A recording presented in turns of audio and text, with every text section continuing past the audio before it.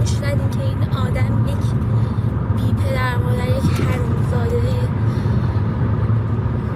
اصلا نمیشه چیز توصیف کردنی برای حرومزادگی و بی‌ناموس بودن و آشغال بودن این آدم نمیشه مثال زد.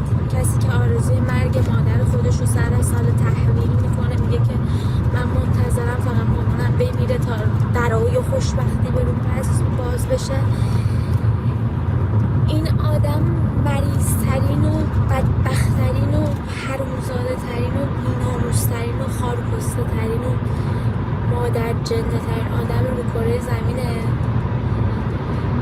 و ازتون خواهش میکنم آدمایی که هنوز به آهنگای این مریض روانی گوش میدین، بهش عشق میدین، این آدم دیگه دورش تموم شد. این آدم مریضه، این آدم روانیه. منو 2 هفته تو خونه 20 صاحبش حبس کرده بود توی اتاق، این زندان واسم غذا میآورد جلو میذاش، موهامو کچل کرده و اینکه گوشیمو برداشته خورد کرده، به زور عکس و استوری گربه هامو برداشت آورد تو خونش و گفتش که اگه نقش بازی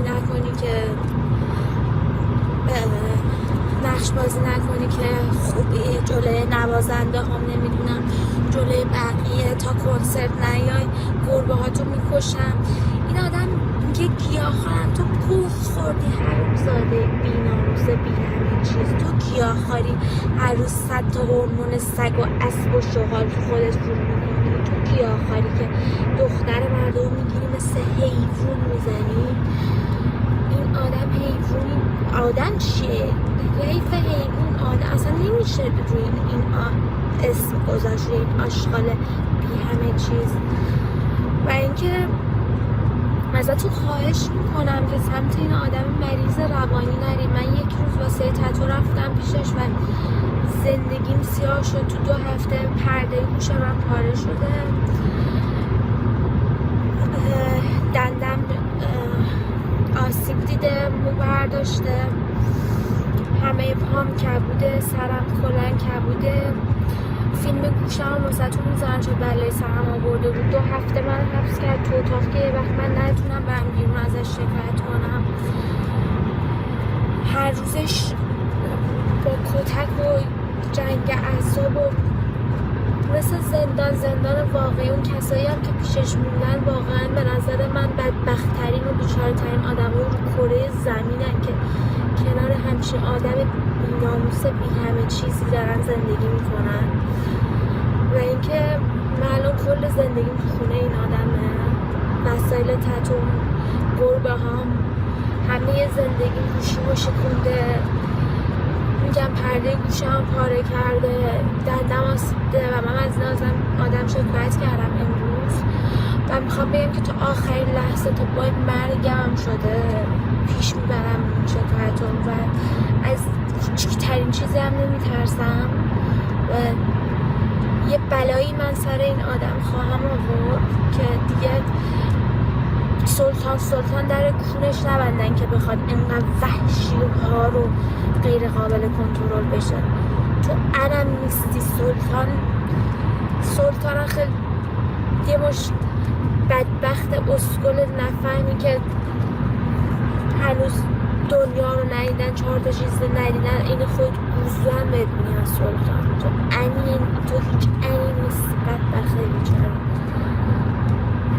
فقط خواستم بگم که من راضی بودم از این فیلم و عکسایی که ازم گذاشتش، همش به زور بودن. اون گربه های من تو خونه این آدم کثیفن و دیگه من حتی قید همه چیم رو زدم و الان فقط هم صحبت میکنم که چون کنسرت هم داشتش توی آنتالیا، دختری نره پیشش میشه این احمق حرومزاده گولشو بخوره. این آدم محتاج توجه، فقط یه مش دروغ میبافه که نمیدونم آی سحر قرشی نمیدونم منو گول زد، اومد با هم عکس و فیلم گرفت واسه مامانش فرستاد، مامانش پخش کرد عکس و فیلم رو، بعد اومد الکی فلان کرد، آی نمیدونم دوست دختر قبلیم غزل فلان بود اومد ازم پول کندش. اون آخه بی‌ناموس بی همه چیز، تو گوشی منو گرفت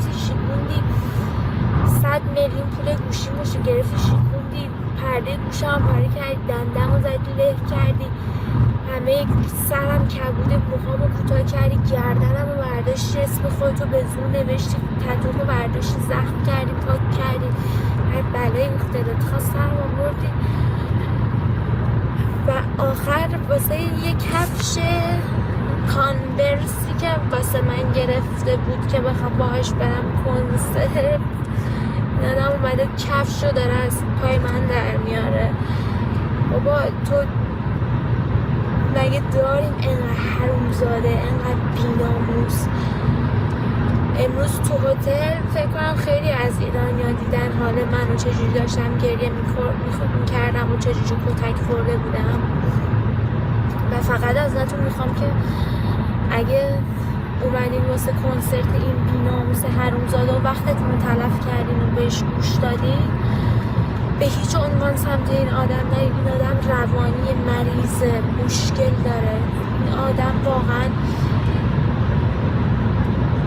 واقعا نمیدونم چجوری توصیفش کنم واسهتون که چقدر حرومزاده است.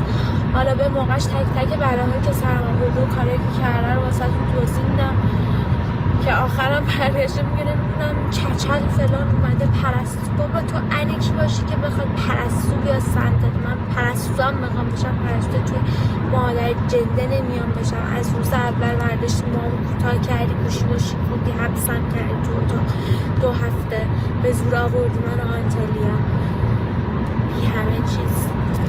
فقط ازتون خواهش میکنم که این آدم منفور رو بیشتر از این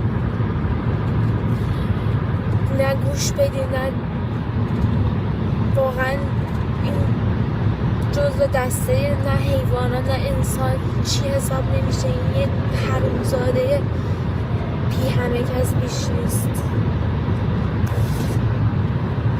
براتون توضیحات کامل رو میدم. من بعد 2 هفته 3 هفته نمیدونم تازه آزاد شدم و پیجم برگردوندم. ازتون خواهش میکنم که اطلاع رسانی کنید این آدم چه